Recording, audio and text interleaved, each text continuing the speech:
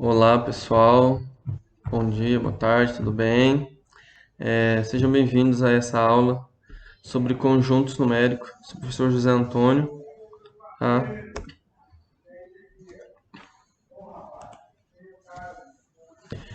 Vamos começar falando dos conjuntos dos números naturais, que é aquele primeiro conjunto que vocês têm contato, né? Que são os números que começam do zero e vão de um em um até o infinito. Então, 0, 1, 2, 3, 4, 5, 6, 7. Os números que normalmente a gente usa para fazer as contagens, tá? Depois aparece o conjunto dos números inteiros, tá? Aí a gente pode até aqui fazer uma observação, né, que o conjunto dos números inteiros ele é composto pelo conjunto dos naturais mais alguns outros. Quem são esses outros? No caso aqui, os números negativos, tá? Então eu tenho, além dos naturais, que começa no zero e vai até o infinito, eu tenho também do menos infinito até o zero aqui, que são os outros números que foram acrescentados aí. Então eu tenho aqui agora conjuntos dos inteiros, onde tem dentro deles o conjuntos naturais, né? Então aqui seriam naturais, daqui para frente naturais, e tudo isso os inteiros. Aí vem o conjunto dos racionais. Quem são os racionais? São todos os números, né, que eu consigo escrever na forma de fração, decimal, tá? Só que não todos os decimais.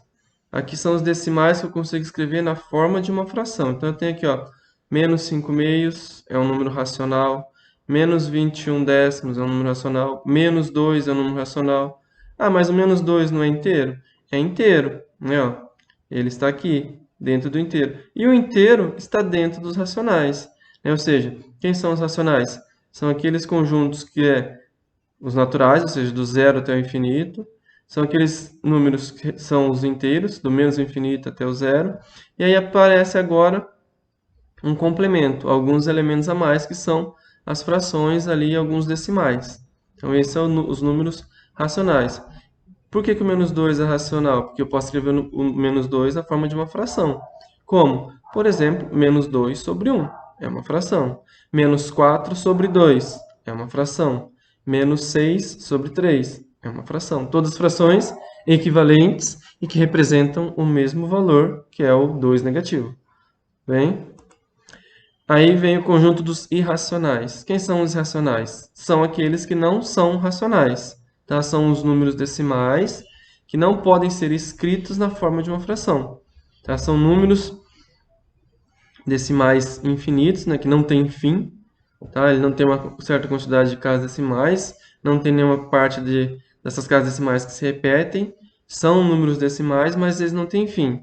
Então, quem são esses números racionais? As raízes, que não são exatas, né? Por exemplo, raiz de 2 não é uma raiz exata, então é um número irracional. Raiz de 3 e a raiz de 4? Raiz de 4 é racional, irracional, o que que ela é? Raiz de 4 eu sei qual é o valor, né? Se eu fizer 2 vezes 2, dá 4. Ou seja, a raiz de 4 é o número 2. Então, são formas equivalentes de escrever o mesmo valor, que é o número 2. Então, nesse caso, raiz de 4 é um número racional, tá? Raiz de 4, então, toda raiz que for exata é um racional, tá? Se for raiz cúbica exata, raiz quarta exata, raiz quinta exata, qualquer raiz exata é um número racional. Se não for exata, aí é irracional, tá?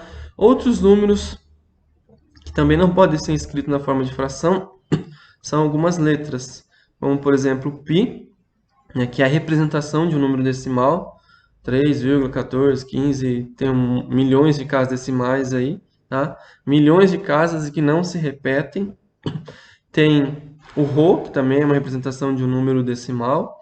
Tem o φ, que é uma representação também de um número decimal irracional, que não pode ser escrito na forma de uma fração.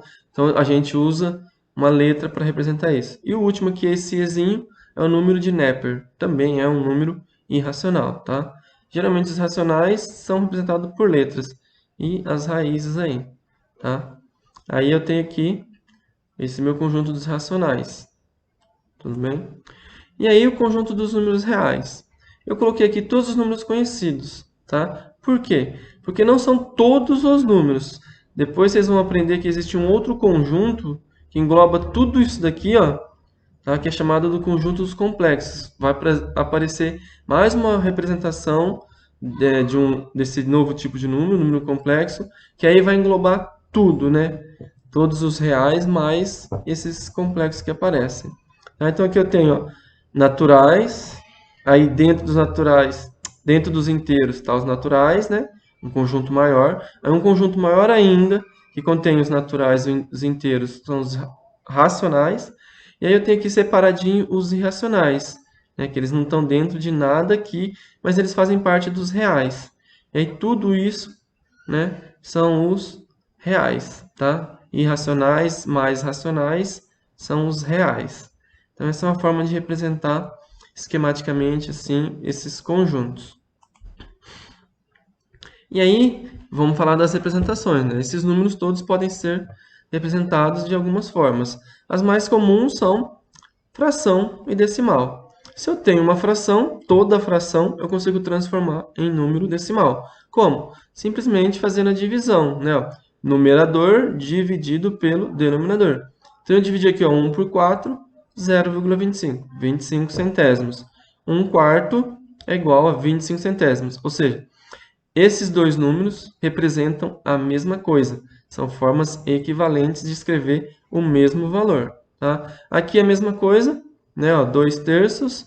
Se eu dividir 2 dividido por 3, né? Se eu tiver o auxílio de uma calculadora, ou eu posso fazer numa folha separada, manualmente ali mesmo, tá? Eu vou encontrar o decimal. Diferença entre esses decimais. Os dois são números decimais. Esse é o decimal chamado de finito, por quê? Porque ele tem fim, ele para aqui. Ó, não tem mais casa, não tem mais nada. Tá? Se eu fizer a divisão, somente essas duas casas basta, acabou a divisão. Tá? Então, isso aqui é o que a gente chama de decimal finito, que tem fim. Tá? Ele tem uma certa quantidade de casas decimais ali. E esse é o decimal infinito. Tá? Aí, decimal infinito tem dois tipos. Tem o decimal infinito, que é periódico, que a gente chama de dízima periódica. O que seria dízima periódica? É um número decimal onde eu encontro uma parte que fica se repetindo infinitamente. Nesse caso aqui, ó, o número 6, ele fica se repetindo infinitamente. Essa daqui é uma forma de representar esse número decimal, essa dízima periódica. Eu apresento o período 2 ou 3 vezes e acrescento reticências. Tá? Outra forma é apresentar o período uma única vez e colocar aqui em cima uma barrinha. Tá? São duas formas de representar uma dízima periódica. Tudo bem? Continuando aqui com as representações, se eu tenho uma fração, eu consigo transformar em decimal. Se eu tenho um decimal, eu consigo transformar em fração. Se for um decimal finito, é bem simples, né? Todo decimal finito vai ser uma fração cujo denominador é 10, 100, 1000, 10.000 e assim vai, tá? Como que eu sei se é 10 ou se é 100? Pela quantidade de casas decimais. Casas decimais, números depois da vírgula. Então aqui eu tenho uma casa decimal. Se eu tenho uma casa decimal, significa que o denominador da minha fração é 10. Tá? Então, ó, eu copio o número inteiro sem a vírgula. Tá? E se tiver zero à esquerda, também não precisa colocar. Então, no caso, ó, 0,5, 5 décimos, é 5, né? Eu não coloquei vírgula nem o zero. 5 sobre 10. Por que 10? Porque tem uma casa decimal. Tá? Então, 5 décimos. Simplifiquei aqui por 5 os dois números e aí dá meio. Ou seja, 0,5 e meio são equivalentes. Formas diferentes de apresentar o mesmo valor. Tá? Então, até a leitura dos números decimais já facilita a transformação da fração, né? Ó, 5 décimos. 5 décimos. Tá escrito aqui, tá? 2 inteiros e 39 centésimos. Ou 239 centésimos. Tá escrito aqui, ó. Tá? Como que eu transformei 2,39? 2 inteiros e 39 centésimos. Coloco o número inteirinho aqui, ó. Sem a vírgula, ou seja, 239, tirei a vírgula, sobre 100. Por que 100? Porque aqui tem duas casas decimais, tá? Ah, mas se tiver um monte de casa aqui, ó, não importa. O que importa é só depois da vírgula e não antes da vírgula. Aí a gente cai nesse outro número decimal, que eu já falei para vocês, que é uma dízima periódica, né? Porque ela apresenta um período e que fica se repetindo. Nesse caso, aqui eu tenho as duas representações do mesmo número. Ó. Aqui a representação repetindo o período duas vezes as reticências, e aqui a representação da mesma dízima periódica com a barrinha aqui em cima. Ó, vocês podem ver a barrinha aqui em cima. É o mesmo número representado das duas formas diferentes. Como que eu transformo uma dízima periódica em uma fração? Ou seja, como que eu acho a fração geratriz de uma dízima periódica? Tá? Essa fração que gerou essa dízima periódica. Existem vários caminhos, vocês procurarem aí na internet, em livros, tem vários caminhos. Eu, particularmente, gosto desse. Tá? O que que eu faço? Eu tenho que descobrir primeiro quem é o período. O meu período é 23, né? É o número que se repete. É 23, 23, aqui continuaria 23, 23, 23, infinitamente. Então, o meu período é 23. Quantos algarismos tem no meu período? Tem 2 algarismos. Algarismos são números, então tem 2 números no meu período. Se tem 2 números no meu período, a hora que eu for fazer aqui a fração, significa que a minha fração vai ter denominador 9, 9. Então, eu transformo a quantidade de números do período em 9. Então, se tem 2 números no meu período, 2 9. Se tivesse 3 números no meu período, 3 9. 4 números no meu período, 4 9. Um número só no meu período, 1 9. Tá? Então, o período vai ajudar a descobrir quantos 9 tem no denominador da fração. E o numerador, como que eu faço? Simples. Eu copio o número inteiro, tá? Inclusive contendo um período. Um período. Tá? Eu vou copiar tudo que tiver aqui, ó, até eu chegar no primeiro período. Acabou o primeiro período, eu paro de escrever. Então, no caso aqui, ó, seria 0,23. Não precisa colocar o zero, então só 23. Tá? Ah, mas se fosse 1,23, eu colocaria 123. Tá? Como é 0,23, então só 23. Menos tudo que está antes do período. Tá? O que eu tenho aqui antes do período? Daqui para trás. Ó. Daqui para cá. Eu tenho zero, então menos zero. Eu faço a subtração. 23 menos 0, 23. Sobre o denominador, que é 99. Se vocês pegarem a calculadora aí do celular de vocês, uma calculadora, e fizerem a divisão de 23 por 99, vai dar esse número aqui. Tudo bem? Então aqui a gente transformou, né, a gente achou a fração geratriz dessa dízima periódica aqui. Ó, tá? Vou fazer mais dois aqui com vocês. Ó. A minha dízima periódica agora é essa aqui, ó, 2,05757. Primeira coisa, quem é o período? O período é o que repete. O que está repetindo? 57, 57, esse 57 vai repetir infinitamente. Ah, não é 057? Não, por que não é 057? Porque aqui não tem um zero. Tá? Esse número aqui que está depois da vírgula e antes do período, a gente chama ele de anteperíodo. Tá? Se vocês pesquisarem na internet também pode aparecer anteperíodo, tá? Mas é a mesma coisa. Então, ó, eu tenho aqui a parte inteira da minha dízima periódica, que está antes da vírgula é a parte inteira. O que está entre a vírgula e o período é o meu anteperíodo. E a parte que repete é o meu período. Tá tudo bem? Então, o que eu vou fazer? Meu período, 57. Repete 57 ali. Quantos algarismos tem? 2 algarismos. Então, eu tenho que colocar aqui no denominador da fração 9, 9. 2 noves. Tá? E o meu anteperíodo? Quem é meu anteperíodo? É aquilo que não repete e o que não está antes da vírgula. Ou seja, está depois da vírgula, mas não repete. Meu anteperíodo é o zero. Eu vou fazer o quê? Toda vez que eu tiver um anteperíodo, eu tenho que acrescentar aqui no final do meu denominador, da minha fração geratriz, um zero. Ah, é zero porque é zero? Se fosse 1, eu colocaria 1? Não. Sempre vai ser 9 e 0. Tá? 9 e 0. Quantidade de 9 depende do período. Quantidade de zeros depende do anteperíodo. Meu período tem 2 algarismos, 2, 9. Meu anteperíodo tem 1 algarismo, 1, 0. Ah, se meu anteperíodo tivesse 3 algarismos aqui, fosse, por exemplo, 0, 1, 2. Aí aqui teria 3 zeros, tá? Sempre os zeros no fim. E aí eu vou fazer aquele processo de copia e subtrai. Copio o quê? Copio tudo até eu chegar no primeiro período. Os outros períodos eu esqueço. Eu copio até chegar no primeiro. Ó. Então, ó, 2, que é a parte inteira, 0, que é o antiperíodo, e o 57, que é o período. Então, tem que ficar 2057. Copiei aqui. Menos quem? Menos tudo antes do período. Agora eu esqueço o período. Eu copio só o que não é período. Tudo o resto eu copio. Eu copio parte inteira, copio antiperíodo. Então, se eu copiar aqui, ó, 100, parte inteira e antiperíodo, vai ficar 20. Então, é só fazer 2057 menos 20, 2037. E aí, a fração geratriz dessa dízima periódica é 2037, 990 avos. Tá? Pega lá a calculadora, divide isso por isso, vocês vão encontrar esse número aqui. Tudo bem?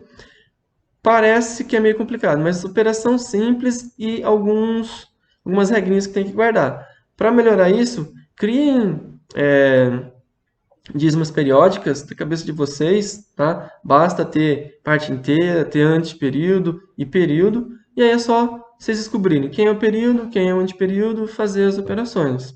Vou fazer mais esse aqui, ó. Vamos prestar atenção nesse aqui. 3,55478,478. Opa, quem está repetindo? 5 está repetindo? Não, ele apareceu uma vez aqui. 5 e 5, apareceu aqui. Depois ele não aparece mais.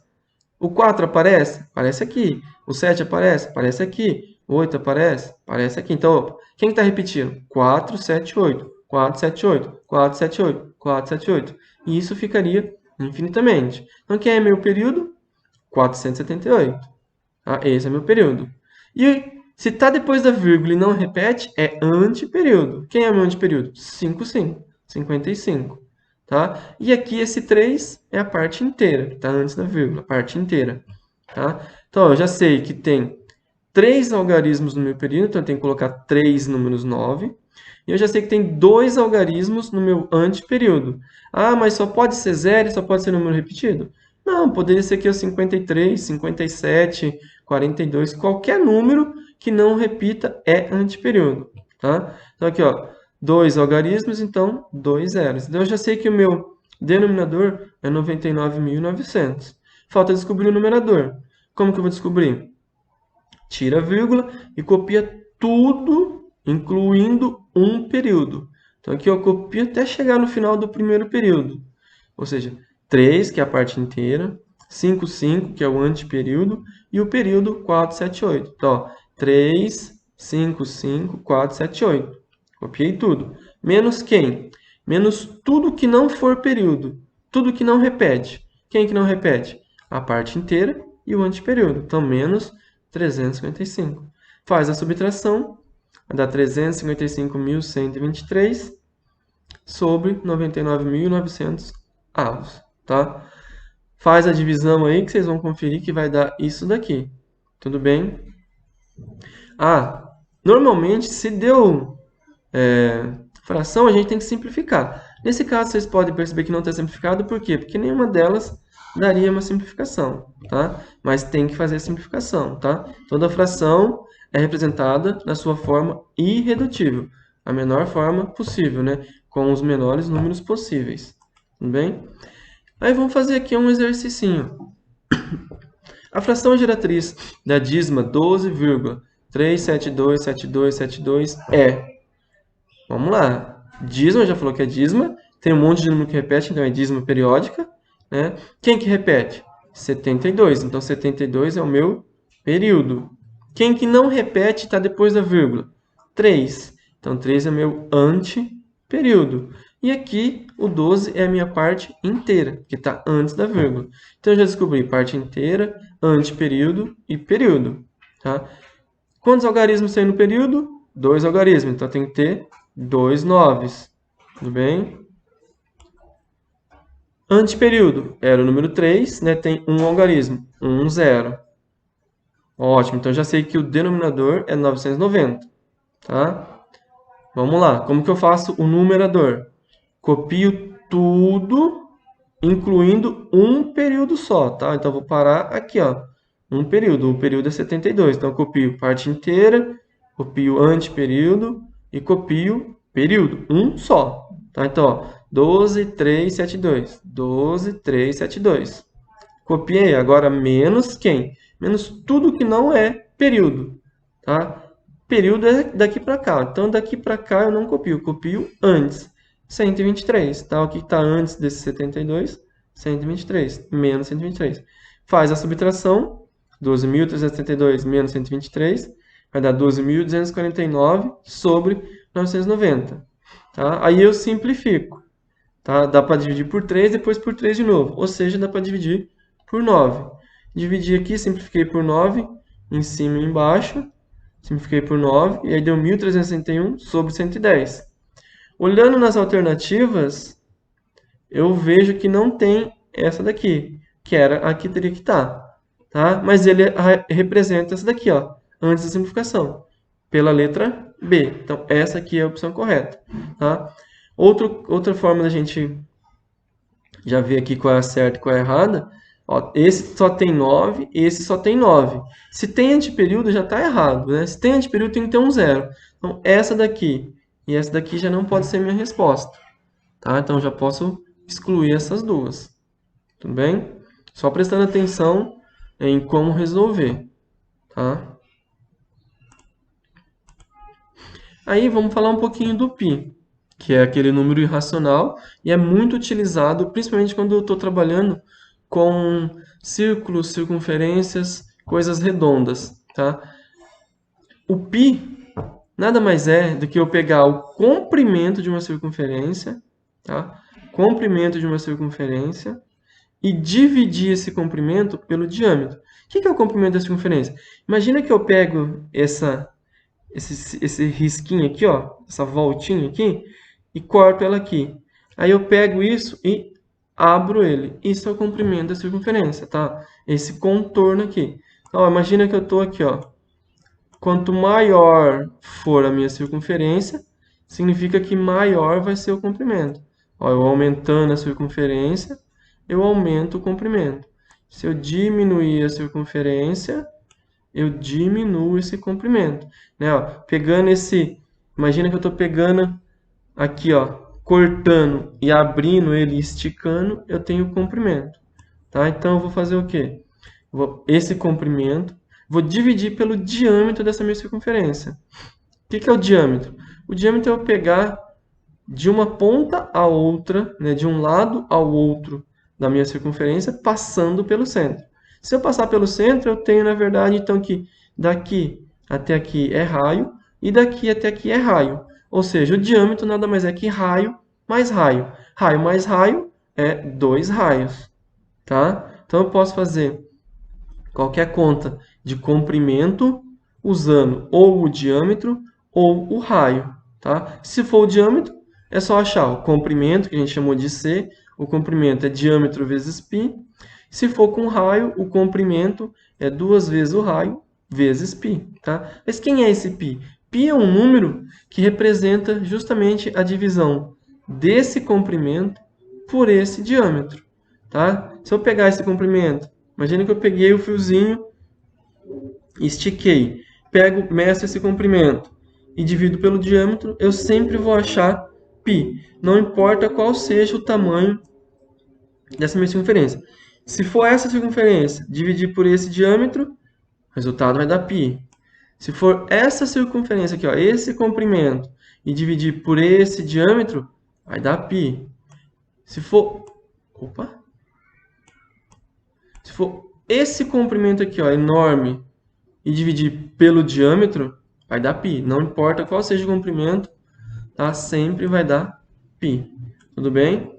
Então, ó, basicamente, é saber que o π é um número enorme, tá? Na verdade, 3, e um monte de casas. E aí, normalmente, a gente usa 3,14. Para aqui, ó, no 3,14. Tá? Tem alguns exercícios que falam assim, usa 3,1 só. Tá? Mas vai depender da precisão do tipo de exercício que você está trabalhando. Mas, normalmente, a gente usa 3,14. Já é suficiente, uma aproximação muito boa. Tudo bem? Então, esse é o π e ele aparece bastante, tá? Vamos ver aqui um probleminha, ó. Deseja-se pregar uma fita decorativa ao redor da tampa de uma caixa redonda.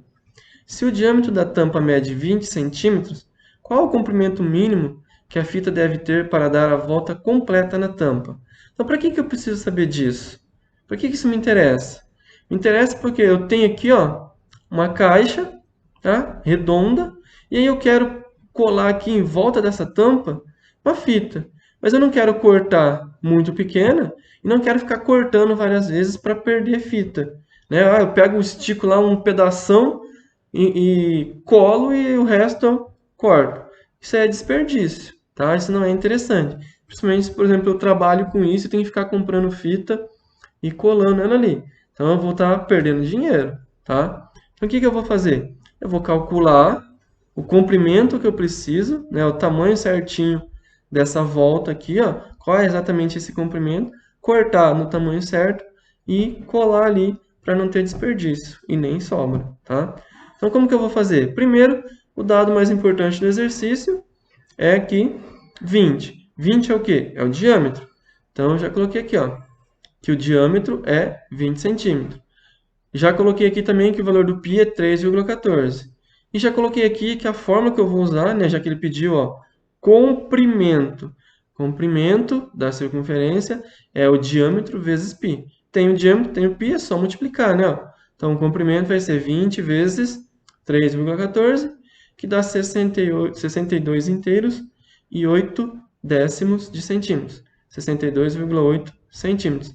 Então, ó, com isso aqui agora eu sei exatamente que se eu esticar a fita e medir lá 62,8 e cortar, eu vou conseguir dar a volta certinha nessa caixa e não vai sobrar e não vai faltar. Tudo bem? Então, ó, bons estudos para vocês. Tentem fazer aquilo lá que eu falei, criem, imaginem, inventem dízimas periódicas e tentem achar as frações geratriz dela, tá? Isso aí é muito de treinar. É uma técnica bem mecânica que necessita de treino. Tá? Um abraço e até a próxima aula. Tchau, tchau.